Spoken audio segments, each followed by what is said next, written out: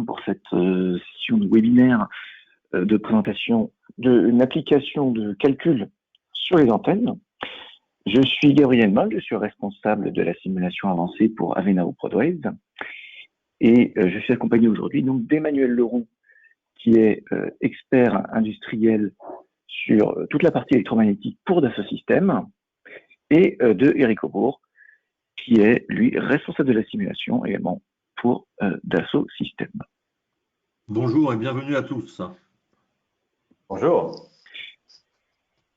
Donc, je vais tout de suite passer la main à Emmanuel. Donc, on va vous présenter donc ces applications directes à part d'un outil Dassault Systèmes qui est éprouvé maintenant depuis plusieurs années et qui vient tout juste d'arriver dans la gamme SolidWorks avec une compatibilité parfaite avec les modèles SolidWorks que vous pouvez développer. Emmanuel, je te laisse la main. Merci Gabriel. Donc on peut passer au transparent suivant. Donc voilà, un simple petit rappel. Hein. N'hésitez pas à poser les questions directement dans le chat et nous pourrons ensuite y répondre. À noter que ce webinaire est enregistré et pour rediffusion, pour usage par la suite. Il sera naturellement partagé. Et notez que vous avez également les slides de ce webinaire qui sont disponibles directement au format PDF.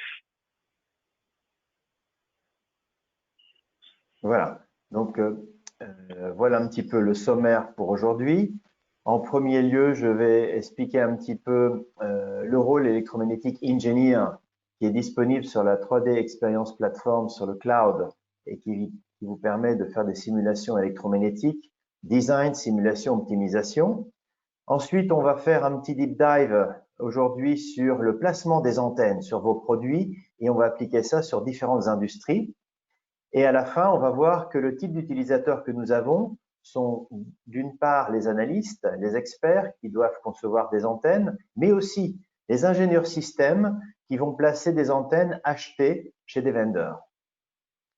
Donc, nous pouvons commencer avec la slide suivante où je vais expliquer un petit peu comment fonctionne le workflow en utilisant Electromagnetic Engineer.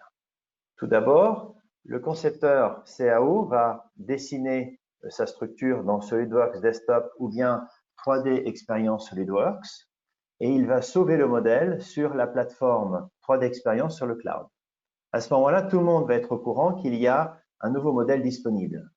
Et notre ingénieur électronicien va lancer le rôle Electromagnetic Engineer en numéro 4 ici, et vous voyez, il va positionner les boundary conditions, il va expliquer le scénario qu'il veut simuler et expliquer quels sont les matériaux présents sur la structure. Ensuite, en position numéro 5, il va effectuer la simulation locale ou bien sur le cloud. Enfin, en position numéro 6, les résultats seront disponibles localement, mais également sur la plateforme sur le cloud où ils seront partagés avec les autres stakeholders de la société. Je te propose, Gabriel, de passer à la slide suivante et de lancer le vidéo où nous allons voir un petit exemple de What If Analysis. Donc, on prend l'exemple d'un box Internet qu'on a à la maison. C'est une antenne patch antenna circulaire où, en fait, le modèle est fait dans SolidWorks. Le modèle est ensuite sauvé sur la plateforme 3D Experience sur le cloud et nous avons l'ingénieur électronicien qui va lancer, en fait, avec le rôle Electromagnetic Engineer, et le modèle est chargé automatiquement. À ce moment-là, un petit wizard va positionner le type de mèche qui est adéquat pour ce type de simulation. Et je vais pouvoir maintenant continuer. Là, si tu peux avancer un petit peu parce que je vois que c'est un petit peu bloqué. Voilà. Donc, en fait, on va positionner à quel endroit arrivent les ondes électromagnétiques pour exciter la structure. Il s'agit donc d'une porte à guide d'onde que l'on voit ici, en rouge, apparaître sur l'écran. Une fois qu'on a fait ça, on est capable d'exciter la structure correctement.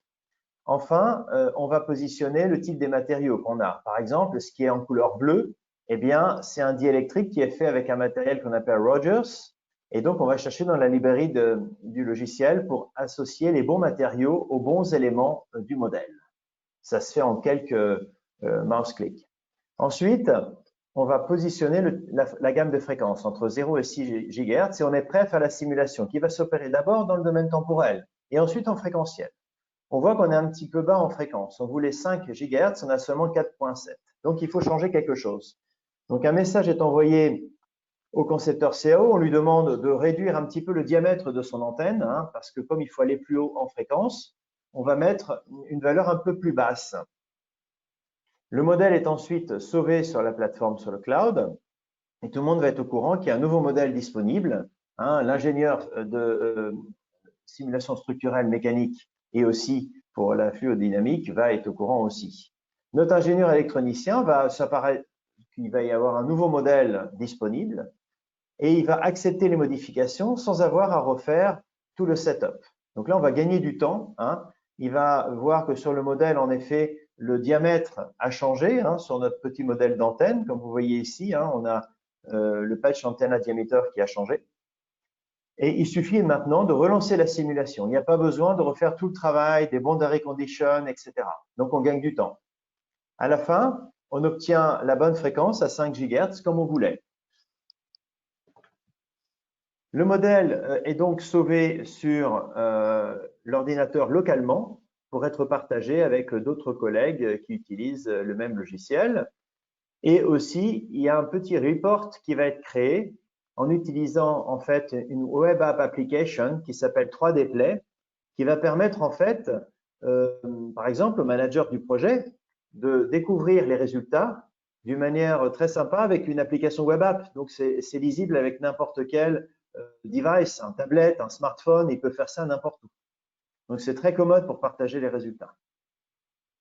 Voilà un petit peu une introduction au rôle que l'on va appliquer aujourd'hui au cas d'antenne à placement. Donc voilà, on a plusieurs applications disponibles avec le rôle Electromagnetic Engineer et cette fois-ci, on va s'intéresser vraiment aux applications à haute fréquence et en particulier au positionnement des antennes. Tu peux passer à la slide suivante.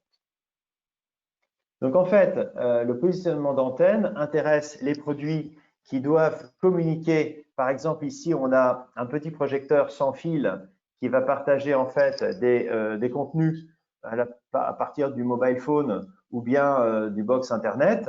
Eh bien, ça va se passer avec des antennes qui vont être positionnées à bon escient, à la bonne position sur le device. C'est ça qu'on va regarder un petit peu. Tu peux passer à la slide suivante.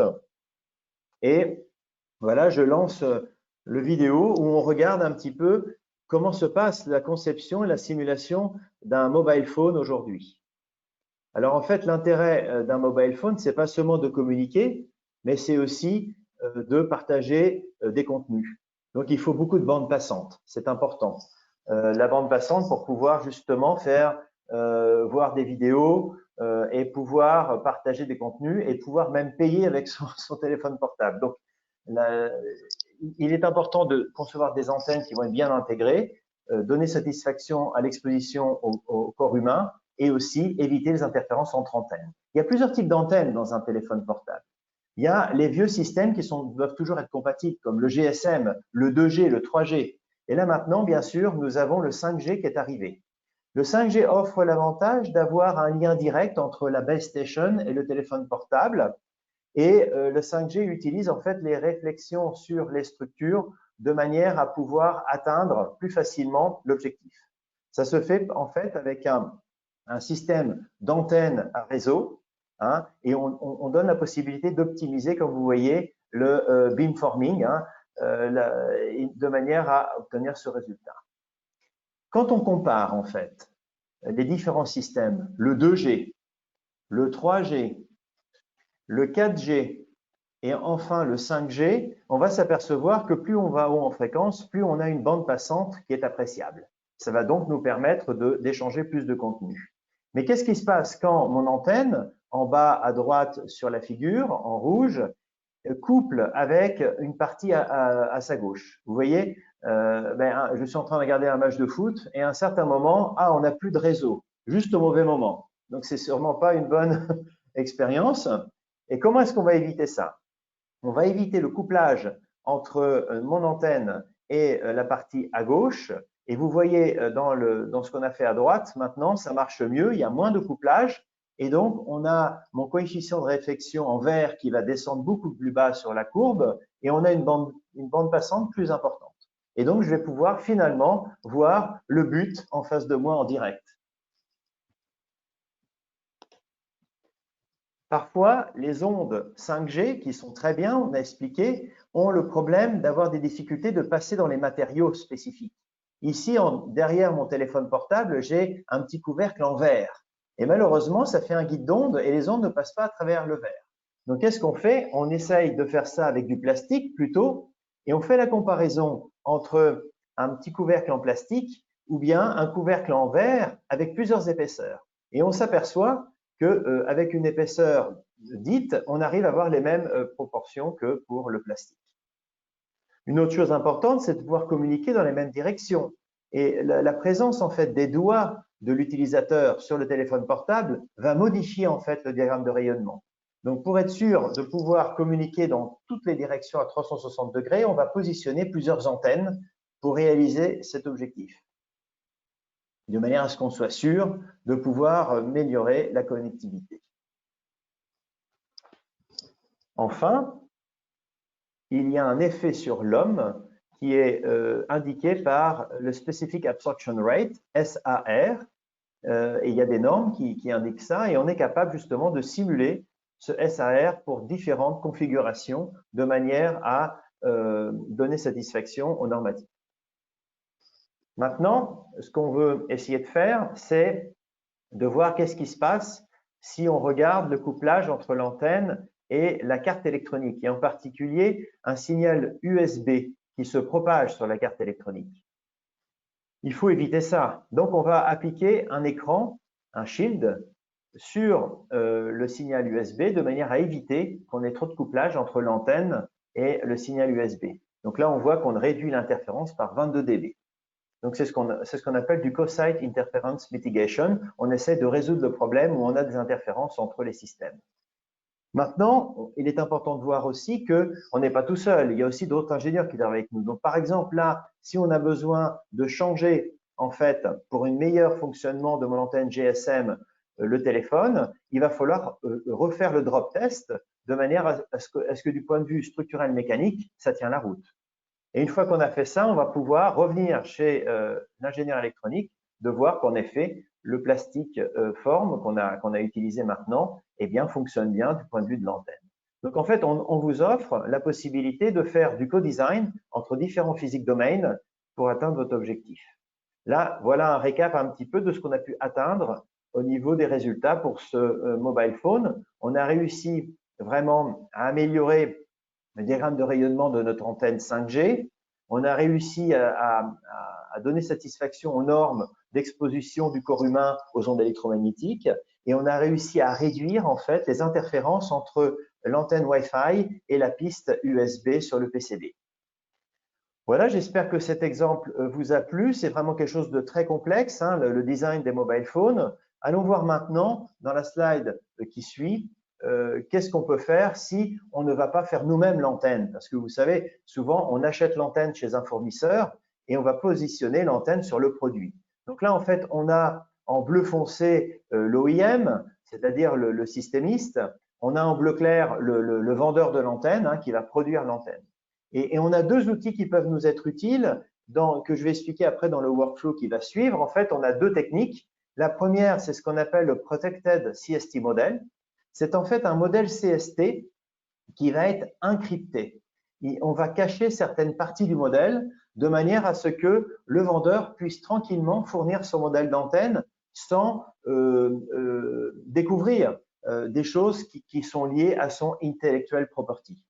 Si bien que l'OEM va pouvoir utiliser le modèle, placer le modèle d'antenne sur son système et faire un calcul d'optimisation de la positionnement de l'antenne.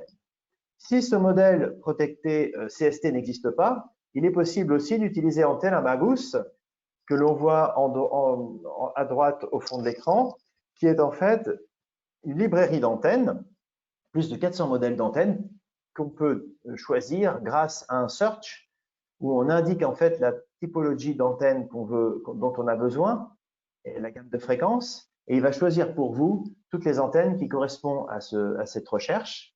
et il va vous faire une première estimation et ensuite vous produire un premier modèle 3D que vous allez pouvoir mettre sur votre système.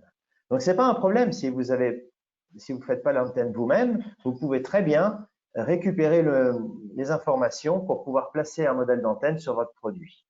Donc là, tu peux passer à la slide qui suit, où finalement, on va essayer de voir comment on fait ça avec justement notre petit projecteur dont j'ai parlé tout à l'heure. Hein, on a des antennes qu'il faut mettre pour pouvoir communiquer en Bluetooth et en Wi-Fi. Tu peux continuer, OK? Encore. Voilà. Alors, déjà, on n'a pas beaucoup de positions où on peut mettre les antennes. Pourquoi? Parce que notre BIMI, notre petit projecteur, il ne doit pas être trop lourd. Donc, qu'est-ce qu'on a fait par rapport à la version 0, V0 qu'on voit en haut à gauche, qui contenait beaucoup de métal, d'aluminium, donc le châssis était assez lourd. On a essayé de le rendre plus léger en utilisant Generative Design. En fait, c'est un rôle que nous proposons chez SolidWorks qui permet, en utilisant Abaqus et Tosca, de faire une optimisation topologique de la structure de manière en fait à réduire le poids de la structure. Et on obtient en fait à la fin la version V01 ou bien même V2 où finalement la structure est beaucoup plus légère. Mais comme vous voyez, il n'y a plus beaucoup de métal en orange. Hein, parce qu'on l'a rendu plus légère. Bien sûr, la résistance mécanique est restée la même, donc on a quelque chose de solide. Hein. Même si ça tombe par terre, ça va tenir la route. Mais malheureusement, on n'a plus beaucoup de positions où on peut mettre une antenne. Donc là, allons voir maintenant dans la slide successive à quel endroit on va pouvoir mettre nos antennes. Voilà, tu peux continuer. Donc en premier, on choisit, on importe le modèle CAO qui vient de SolidWorks du BIMI. Et ensuite, en point 2, on va choisir les bons candidats des antennes hein, qu'on va trouver dans l'antenne Amagus. Ensuite, en 3, on va faire une simulation in situ, c'est-à-dire dans vraiment notre situation réelle, comme si on soit au laboratoire, où on va avoir notre projecteur avec ses antennes dans la configuration d'utilisation chez l'utilisateur. Après, il va falloir combiner peut-être plusieurs antennes pour avoir la bonne combinaison du champ électromagnétique pour obtenir finalement en 5, finalement une solution qui est pratique et qui va nous donner justement le bon niveau de champ. Alors voilà, tu peux continuer. Tout ça, ça marche dans la plateforme 3D Experience, bien sûr. Hein, et on peut voir ça au niveau du vidéo, à quel endroit on va positionner notre antenne. Donc, on se connecte sur la plateforme. On va importer le modèle de BIMI du projecteur, donc c'est le système hein, sur lequel nous allons travailler. Voilà. Bon, c'est assez complexe. Hein. Si on regarde un petit peu à l'intérieur, il y a la batterie, il y a les antennes, les LED, etc., le PCB. Ensuite, on va importer l'antenne qu'on a récupérée du fournisseur ou bien on a utilisé Antenne Amagus pour la faire. La voici, derrière, en bleu. Et on va en mettre 2 d'antennes pour être sûr que ça marche bien. Hein, c'est ce qu'on a dit tout à l'heure. Parfois, il faut en mettre plusieurs pour avoir une bonne combinaison du champ. Donc là, ce qui est sympa, c'est qu'on a un petit disque que vous voyez en bleu et en jaune qui s'appelle Anchor Point, qui est en fait l'endroit où on positionne l'antenne par rapport au système. Maintenant qu'on a fait ça, on crée un assembly pour la simulation. Et si on zoome, on voit qu'on a nos 2 antennes qui sont positionnées correctement et on est capable de faire la simulation. Donc, vous voyez, le fait de travailler en 3D au niveau d'importer un châssis, d'importer des antennes et de positionner tout ça correctement, eh bien, ça prend vraiment pas beaucoup de temps. C'est guidé et c'est finalement à la portée d'un ingénieur système. Voilà, donc tu peux passer à la slide suivante. Donc enfin, on obtient en fin de compte une bonne efficacité de rayonnement hein, en utilisant les 2 antennes sur la structure. Ce qui complète en fait notre travail d'antenna placement. Voilà, tu peux continuer. Donc, voilà. Et donc maintenant, slide suivante, on change un petit peu d'application. On passe maintenant dans ce qu'on appelle Industrial Equipment. Donc, ce sont des machines comme par exemple une pelleteuse hein, qu'on va regarder. Qu'est-ce qu'on veut faire avec ça? Donc, dans la slide suivante, on explique un petit peu quels sont les challenges. Hein. Ce genre de machine doit être muni maintenant de capteurs et d'antennes hein, pour donner satisfaction à Internet of Things et la technologie 5G. Et il va y avoir aussi des équipements électroniques qui vont être embarqués, comme des cartes électroniques dans des boîtes. Il va falloir donner satisfaction aussi aux normes de compatibilité électromagnétique. Tu peux passer à la slide suivante. Donc là, au niveau en particulier, vu que c'est le thème d'aujourd'hui, antenna placement, il va falloir développer et valider un concept d'antenne que l'on fait soi-même ou bien que l'on récupère chez un vendeur, comme je disais tout à l'heure, en utilisant Antenna Magus ou bien en utilisant un modèle encrypted. Il va falloir ce qu'on appelle faire du rapid prototyping, c'est-à-dire voir rapidement différentes positions d'antenne et obtenir la meilleure. Donc, tu peux passer à la slide suivante où nous voyons finalement, eh bien, sur notre petite pelleteuse, le comportement, comment va changer. Hein, tu peux même faire jouer voilà, les vidéos. On voit les courants surfaciques sur la pelleteuse et on voit à droite le diagramme de rayonnement, comment il change par rapport au fait où l'antenne était toute seule sur un plan de masse et là maintenant, elle est montée sur notre pelleteuse. Le diagramme de rayonnement n'est plus le même. Et donc, il faut bien voir est-ce que encore c'est satisfaisant. Tu peux continuer. Et maintenant, la question est de savoir, OK, on a un diagramme de rayonnement de l'antenne, mais on n'a pas qu'une seule antenne. On peut en avoir plusieurs, on peut avoir la carte électronique, on peut avoir des câbles. Alors, est-ce que tout ça, ça va bien marcher? C'est-à-dire, est-ce qu'on peut avoir des interférences sur certaines fréquences entre différentes antennes? Donc là, on a un outil qui va nous permettre de voir ça. C'est ce qu'on appelle le Co-Site Interference Check. Donc, tu peux passer à la slide suivante où nous voyons finalement un petit graphique à droite en vert, rouge et jaune où finalement on voit par exemple en vert l'antenne de réception UHF qui n'a pas de problème avec l'antenne de transmission GSM. Par contre, en rouge, on voit que la transmission UHF a des problèmes avec la réception GSM. Donc, en fait, ce petit graphique est obtenu automatiquement avec notre logiciel et il permet vraiment de voir, de faire un deep dive sur quelle fréquence on a le conflit. Donc, idéalement, on va cliquer après sur le bouton rouge et on voit sur quelle fréquence on a le problème. Donc voilà, on est capable à la fois donc de comprendre comment marche la chose et aussi de voir comment trouver des solutions. Là maintenant, je voudrais faire voir un autre vidéo. Si tu veux aller à la seconde, voilà, c'est ça. Si tu fais partir le petit vidéo, tu peux le faire avancer un petit peu en bas, là, sur la barre, et aller jusqu'à la seconde 30. Voilà, parfait. Super. On travaille avec Square Robot. Square Robot, c'est une société aux États-Unis qui s'occupe en fait de l'inspection des cuves de pétrole. Et en fait, ils font des petits robots comme celui-là que vous voyez, qui est fait avec SolidWorks. Et en fait, l'idée sera maintenant de positionner un petit capteur de proximité sur ce robot et de simuler eh bien, le capteur tout seul et le capteur monté sur le robot. Parce qu'évidemment, dans une cuve de pétrole, les ondes électromagnétiques ne vont pas beaucoup se propager. Donc, on fait plutôt ici une simulation de proximité. Donc là, on a l'antenne qui a été simulée toute seule et on voit justement le champ électrique en volts par mètre. Et maintenant, on voit le diagramme de rayonnement qu'on peut apprécier de l'antenne toute seule. Voilà, ça marche pas mal. Et on est capable aussi, bien sûr, de produire un petit report avec 3D Play, comme on a dit tout à l'heure, qui va me donner en fait la possibilité de partager mes résultats avec le manager qui va pouvoir valider ou non les résultats pour pouvoir avancer avec le projet.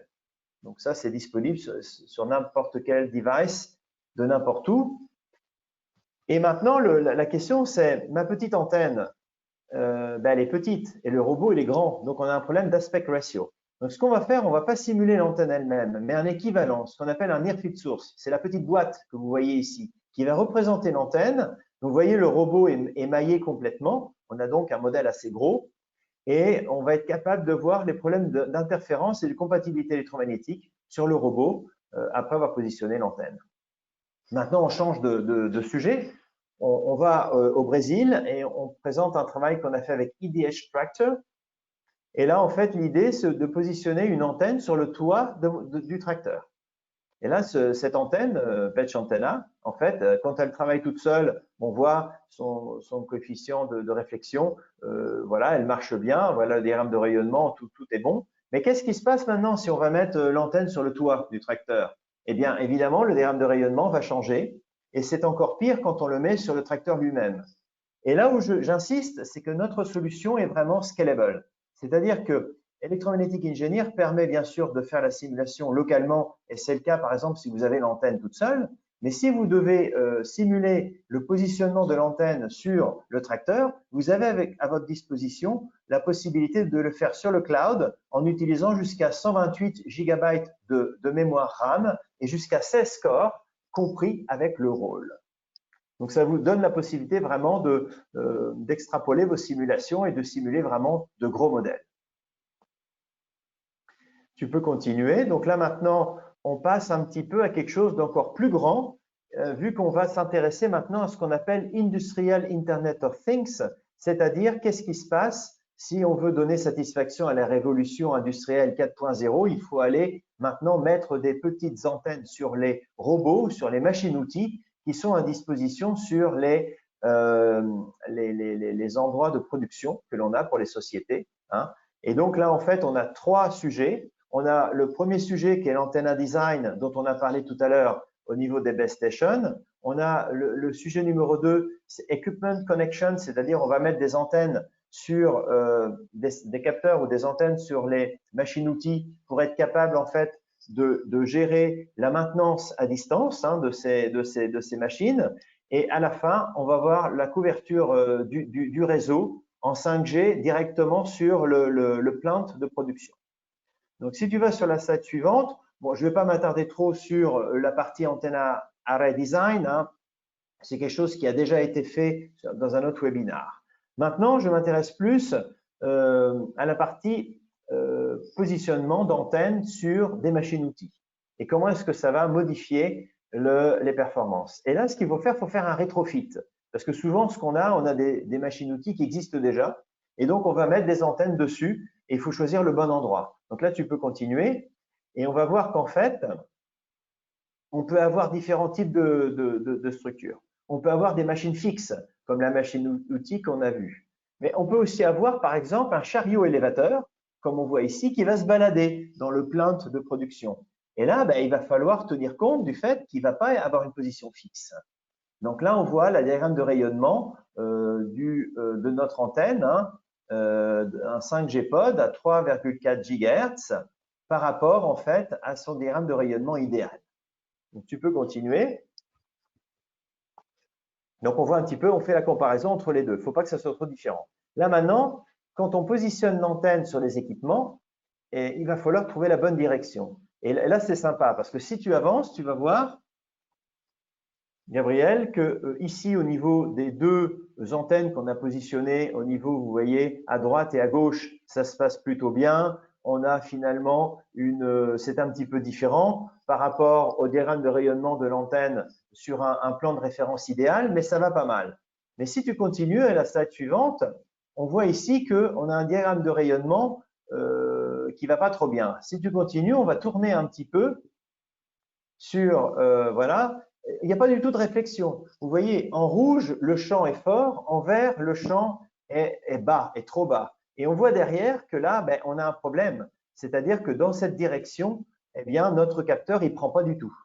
C'est-à-dire que ça ne va pas marcher. Si je vais mettre mon antenne pour justement voir le problème de maintenance de ma machine-outil dans cette direction-là, eh bien, ça ne va pas marcher du tout. Donc là, vous voyez, ça fait sens de faire ce genre d'essai pour être sûr de pouvoir piloter tout mon parc de robots ou bien de machines-outils dans mon plant de production.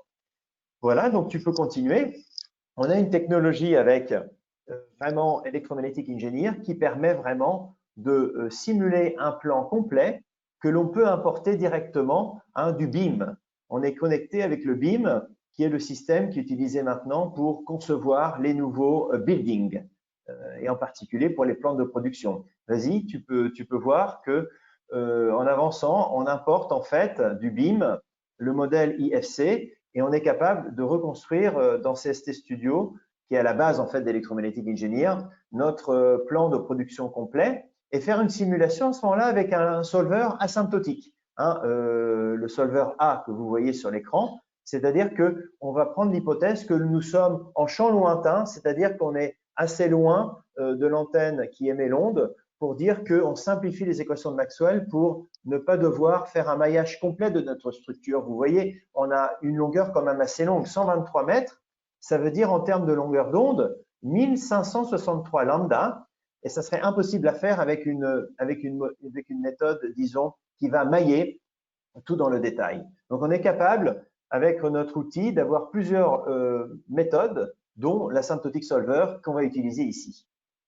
Donc, dans la slide suivante, on va voir en fait que, eh bien, on peut donner satisfaction aussi à des private networks qui sont utilisés. Par exemple, pour les États-Unis, on a un CBRS à certaines fréquences. Donc, on va s'adapter, on va positionner les antennes qui sont utilisées pour le 5G dans certains pays pour Internet of Things.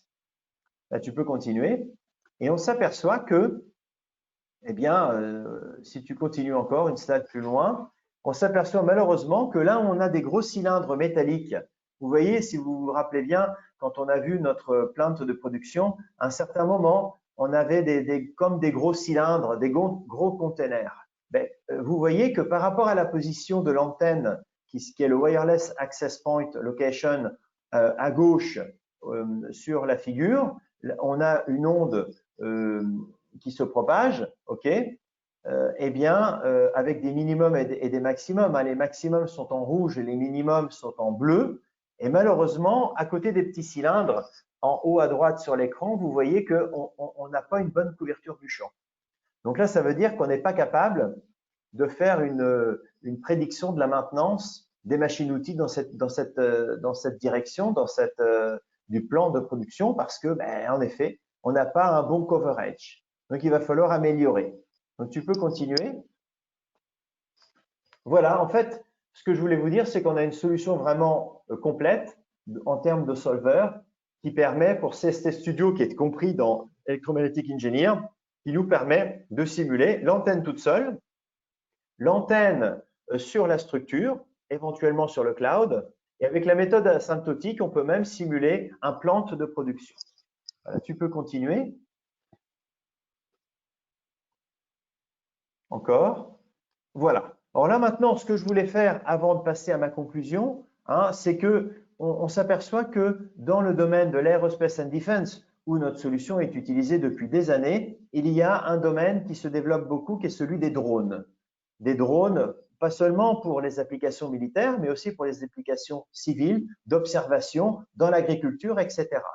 Et donc, j'en profite pour vous dire qu'on est capable de simuler pour les drones, bien sûr, le positionnement des antennes dessus. On est capable de faire différents types de simulations au niveau Aerospace and Defense. Et donc, c'est disponible également. Voilà, à la slide suivante me permet de faire un petit résumé de ce que nous avons vu aujourd'hui. Donc, la simulation électromagnétique, tout d'abord, ce n'est plus un nice to have, ça devient un must.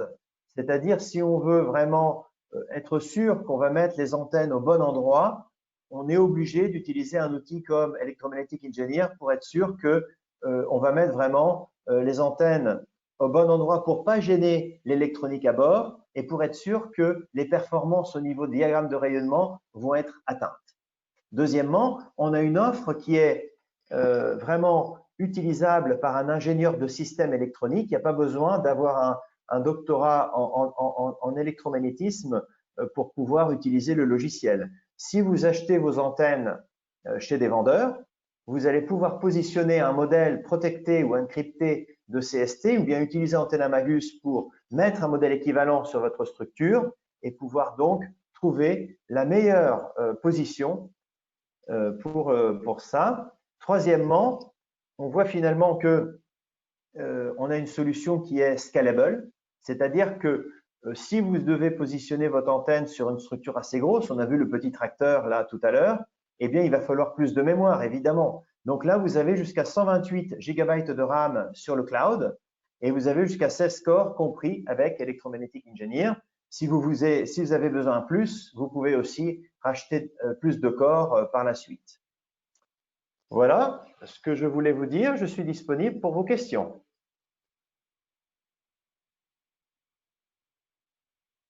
Alors, si vous souhaitez poser des questions, vous avez l'onglet questions que vous avez à droite. Alors, on en a une première. Hop. On a une première question. Est-ce qu'il existe des tutoriels pour les exemples montrés, donc comme les tracteurs ou le floor d'usine qu'on a vu? Est-ce que ces tutos sont intégrés dans les outils CST, enfin dans les outils EMC, pardon? Tout à fait. Alors, on a en fait des learning paths qui sont disponibles sur 3DS Edu Space. Donc, en fait, c'est une partie pour l'éducation que nous avons chez Dassault Systèmes où on a un training path qui s'appelle Perform as a Electromagnetic Engineer. Donc, en fait, c'est un chemin de training en e-learning disponible qui permet justement d'apprendre le rôle. Et nous sommes en train de travailler sur justement des exemples plus précis dans les différentes industries, par exemple Industrial Equipment ou bien sur le plan de production comme on a vu. Donc, nous avons des modèles, mais nous sommes en train aussi d'intégrer ces modèles dans des plans de formation. Donc, en fait, les plans de formation vous apprennent disons, à utiliser le logiciel sur des cas d'école, mais par contre, on est en train de compléter ça avec des démo kits, en fait, qui vont bientôt être disponibles, dont la pelleteuse. La pelleteuse, on est en train de travailler dessus, donc elle sera disponible bientôt. Et aussi sur le plan de production, bon, ça demande aussi un travail de positionnement du modèle du bâtiment. Donc, on est en train de travailler dessus également. Très bien.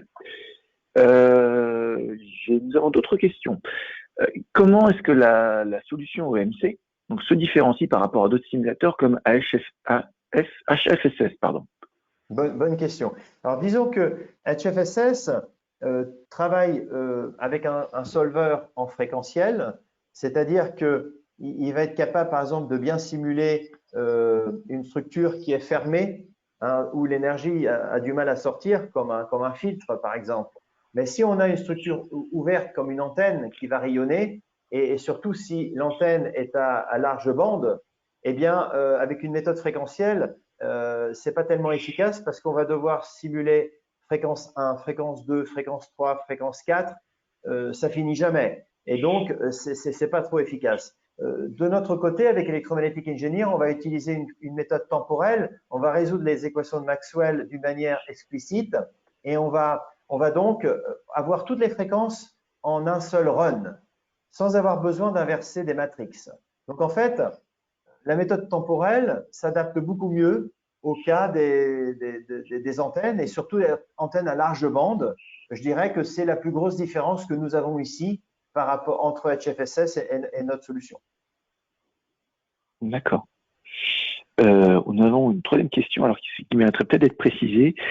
C'est quels sont les conseils pour utiliser les différents solvers SPAI? Alors, je vous dis que c'est fréquentiel, temporel, asymptotique et I, je ne sais pas. Qu'est-ce qu'on entend par conseil? Est-ce que c'est peut-être des questions de cas d'application? Est-ce que ce sont peut-être des domaines en particulier? Non, c'est une bonne question. En fait, oui, c'est ça. Le I, c'est Integral Equation Solver, donc c'est la méthode des moments. Alors, disons que tous ces différents solvers qui sont compris dans notre offre Electromagnetic Engineer sont à utiliser selon le type d'application. Donc, à l'intérieur d'Electromagnetic Engineer, il y a un wizard qui va guider un petit peu sur le choix du solver à utiliser. Souvent, ça dépend de deux facteurs. Est-ce que c'est une structure qui est grande par rapport à la longueur d'onde? Comme on a vu tout à l'heure avec le plan de production, la structure était vraiment grande. On avait 1600 lambda, donc il n'y avait plus que la méthode asymptotique qui était disponible parce que les autres n'auraient pas permis de pouvoir simuler. De l'autre côté, si on a un problème à large bande, il va plutôt falloir une méthode temporelle. Donc, en fait, ça dépend beaucoup de l'application et on a un wizard qui va guider dans CST le choix de la méthode selon l'application. D'accord. Une quatrième question donc d'un de nos participants qui nous dit que j'aimerais travailler aussi sur la techno PCB. Puis-je utiliser CST? Est-ce qu'il y a des outils pour cela? Tout à fait. Alors, au niveau du PCB, déjà, le rôle Electromagnetic Engineer offre la possibilité d'importer les fichiers ODB++ et IPC directement et aussi gratuitement. Donc, c'est quand même un bon avantage par rapport à CST Studio on-premise, solution desktop, hein, parce que nous avons les deux versions. Donc, l'Electromagnetic Engineer a un avantage de ce point de vue parce qu'il n'y a pas besoin de payer pour récupérer les données CAO de l'électronique. Et à ce moment-là, une fois qu'on les a importés, on est capable de faire des simulations d'intégrité de signal, de power integrity et de compatibilité électromagnétique en prédiction. Hein, et aussi, on peut faire une simulation thermale pour voir justement est-ce que notre PCB il chauffe trop. Donc, faire ce qu'on appelle electronic cooling. Donc, on a vraiment une bonne palette d'applications pour le PCB également. Oui, et on peut même intégrer, si j'ai bonne mémoire, le refroidissement par ventilateur, notamment. Tout à fait. On peut ensuite mettre le PCB, tu as raison, Gabriel, dans sa boîte avec les ventilateurs, etc. et tenir compte en fait de phénomènes de convection forcés ou naturels. Très bien. Est-ce qu'il y a d'autres questions? Alors, on va patienter un petit peu. Notez que vous avez à disposition les slides donc qu'on a présentés, qui sont téléchargeables directement depuis GoToMeeting. Donc les slides qui sont au format PDF. Donc les vidéos ne sont pas disponibles, mais vous avez comme l'ensemble des informations dedans.